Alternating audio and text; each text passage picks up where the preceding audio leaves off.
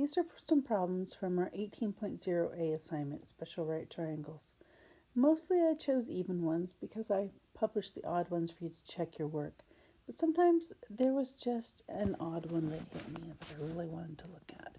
So the first thing is always look at the triangle. Decide if you have a 45-45-90 triangle or a 30-60-90 triangle. And this assignment will always be one or the other. The first ones I see here, this has a 45, this has a 45. I know that that's a 45-45-90 triangle. So I'm going to say which sides are which. I'm looking at this. This is my 45-45-90 triangle. We always just say 45-45-90, but technically those are the degree measurements of our angles. I see that this first one has two matching sides. They called this one N, and even though they called this one M, it's also N because they match each other. And this one is our N root 2. Because I see N root 2 side is 5 root 2, I'm hoping that you can recognize that will only work if we get N equals the 5. That is our N side. And since in this problem they've labeled that one M, I need to also say M equals 5. I didn't really have to show any work for that one at all. And there's no need to write down this side because it was already given. They just want to know what's N, what's M. Pretty easy. I needed to do one of the really basic ones because on the last assignment somebody, on 17.1a for instance, somebody mentioned that I didn't do anything like 1 and 2, and I went, it's the same thing, only easier. So this time I had to show you one of the easy ones. If I look at number 7, it is also a 45-45-90 triangle, which means this is my basic N side, and so is this, because those meet to make the right angle. And then my hypotenuse over here is my N root 2 side. The side that I know is 2 root 10. And since it has to match this guy over here, I'm going to write down that B is also 2 root 10. But my A side has to be that times root 2. So my hypotenuse has to be N root 2. But I know that my N is 2 root 10, and I need to take that times an extra root 2. So now I have 2 square root 20.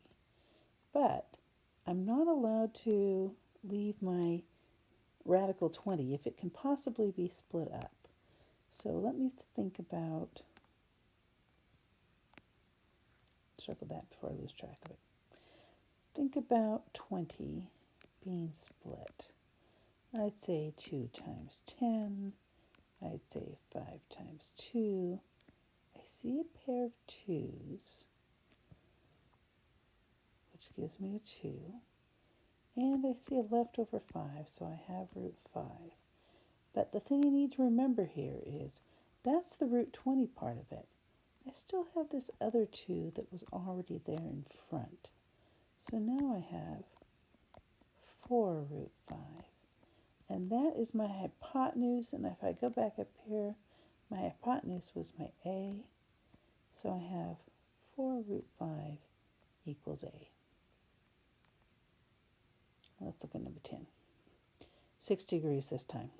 If it has 60 degrees in it, we're going to have to deal with the other pattern. And the other pattern up here is my 30, 60, 90 pattern. And again, we say 30, 60, 90 all the time. But it's really 30 degrees, 60 degrees, 90 degrees. Since you're not putting that in writing, it doesn't matter that much. Okay, shortest side of all. Well, the medium-sized side is opposite from the medium-sized angle.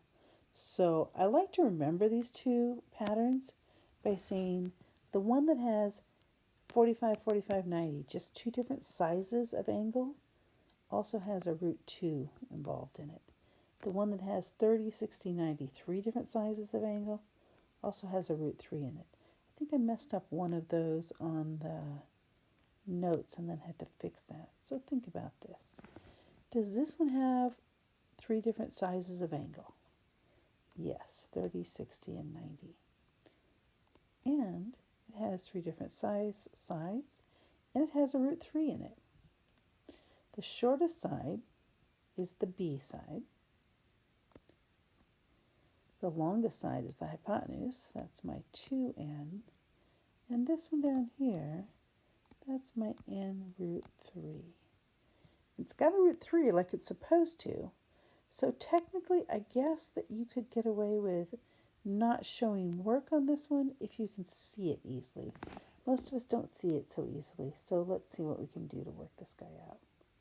I want the root 3 by itself, and my first thought is divide by root 3 on both sides. But you can see how awkward that looks.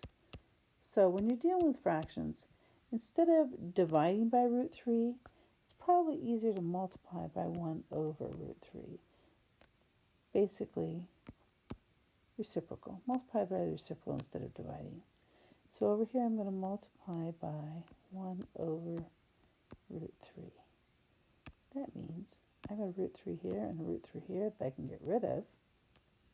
I've got a root 3 here and here that I can get rid of. And I'm left with just n on this side and 5/2 on this side. That's one of the sides I want to find. I want to find the n side, the shortest side first if I can. In this case, that's my b. So I'm not going to circle n equals 5/2. I'm going to circle b equals 5/2. And then I need the hypotenuse. And the hypotenuse, once I found the b, should be much easier. The a side is my hypotenuse, and my hypotenuse has to be 2 times what we just got for n. 2 times 5/2, 10/2, or cancel it and just call that a 5. A side, B side, found both of those. Originally I had n root 3 equals 5 root 3 over 2. If I had looked at that as n root 3 equals 5/2 root 3, maybe I would have been able to see right away that I could get rid of the root 3's, and I would have had n equals 5/2. It would have saved some time, so maybe technically if you saw that right away, you wouldn't have to show any work. But here, I had to show you some work. Here, no work required, but it's okay if you wanted to do some work. Let's look at the next examples. Number 12. Looks like another 45, 45, 90 triangle.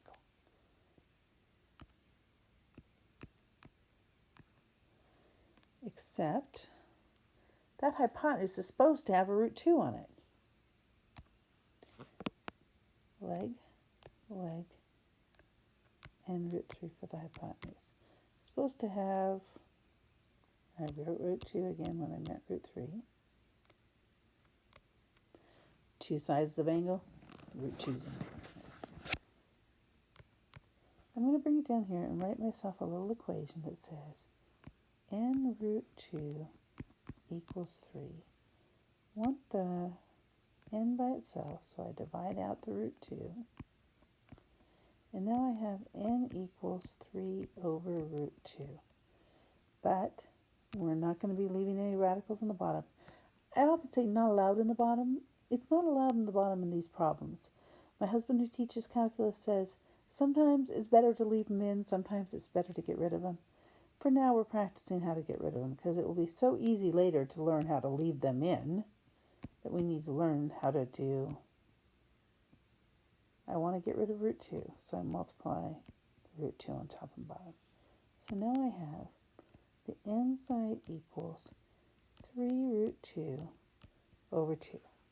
And I really can't just reduce the 2 that's inside a radical with the 2 outside of the radical. So that's my inside, but I'm not going to circle that equal to n. I know that's what n is, so I'm going to write equals y before I circle that.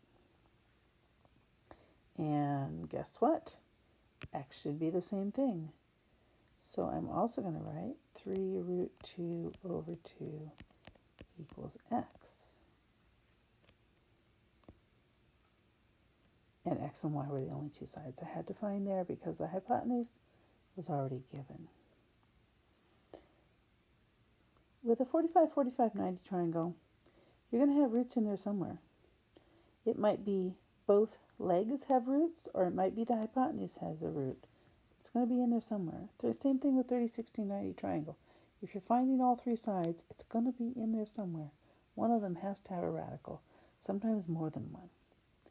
14 is an example where we have two triangles stacked on top of each other, sort of. A 45, 45, 90 triangle and a 30, 60, 90 triangle. I think there are just two of those in the A assignment, but there are quite a few more of those in the B assignment. So you'll have just one odd one to work out by yourself. Here we go. I need to find x. And x is a side in the big triangle. If I look at the big triangle, then that big triangle, it's a 30, 60, 90 triangle. So I've got a 60 and a 90, so I know it's a 30, 60, 90 triangle. And I want to find the hypotenuse. Unfortunately, I don't know any of the sides in that triangle. The only way I'm going to figure this out is if I can first find this side where the true triangles meet up with each other.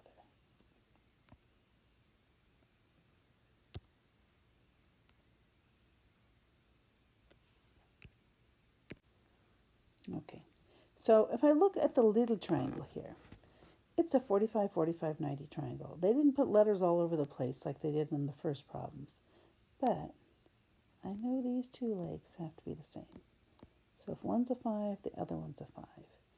And the hypotenuse has to be the leg, the short side there, times root 2.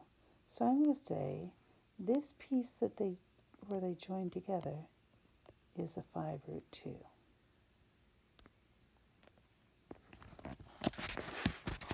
You see that one without any work? Whole number, and then that same whole number times root 2. Now I can look at my 30, 60, 90 triangle.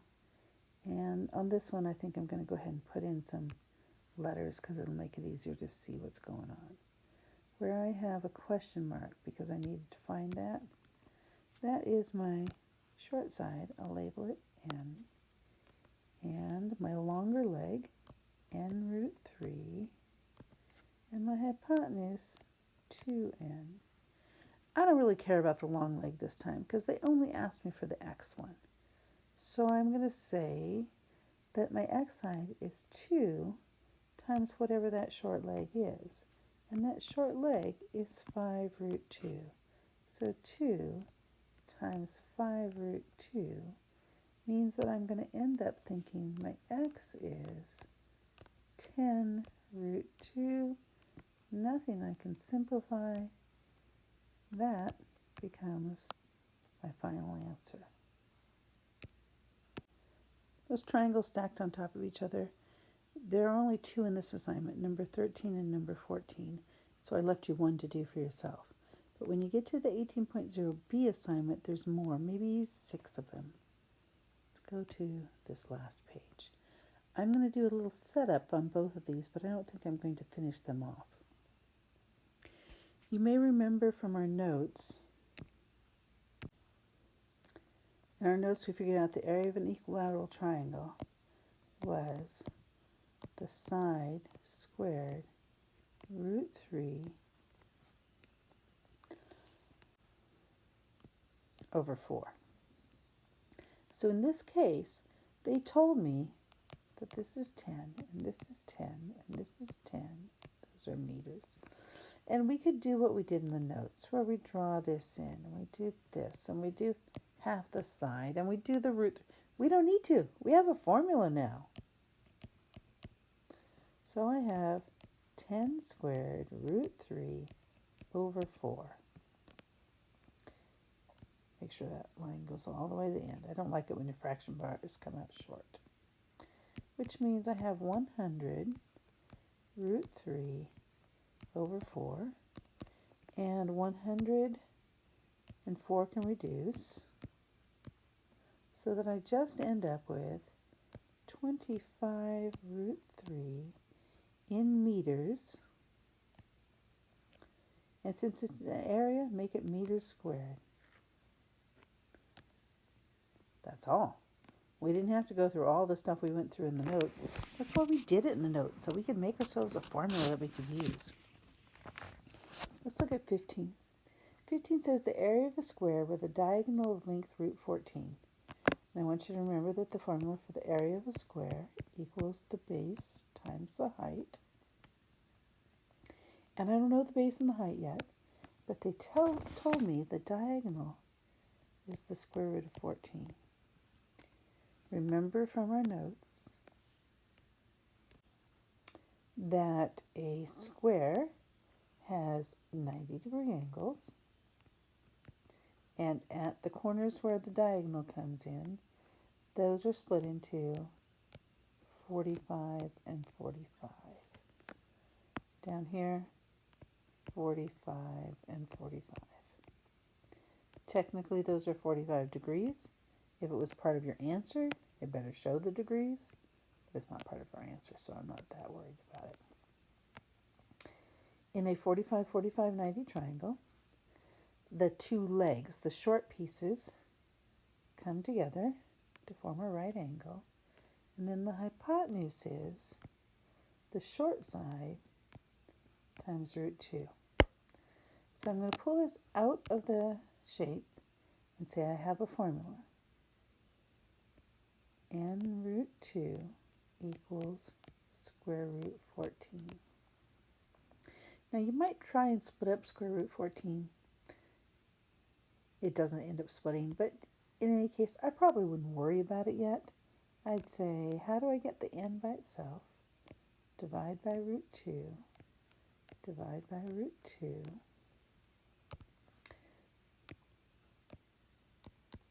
And because those are both roots, I can do root 14 divided by root 2 is root 7. Now that's not the answer to my question, so I'm not actually going to circle it. I'm just going to put it on the sides of my square. This is root 7, and this is root 7. So if the formula for the area of a square is the base times the height, I'm going to do root 7 times root 7.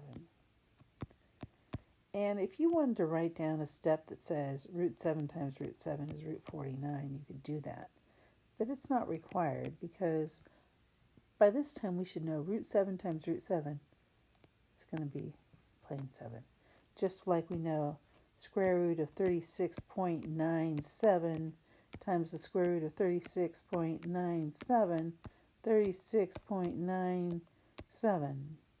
We know that the square root of x times the square root of x is the square root of x squared, so it's just x. We don't have to show work for that, we just know that to be true. I am showing this, so I know where it's coming from, but that's a totally optional step. And this was in centimeters, and centimeter is always something squared, 7 squared centimeters. I think that's enough problems for us today. If you have troubles with something, call me. Remember that my phone number is 909-985-7756. I prefer that you call during school hours, but if you can't call during school hours between 8 and 3, call me in the evening. Just don't call me past 8 o'clock. My husband's not happy with phone calls past 8 o'clock.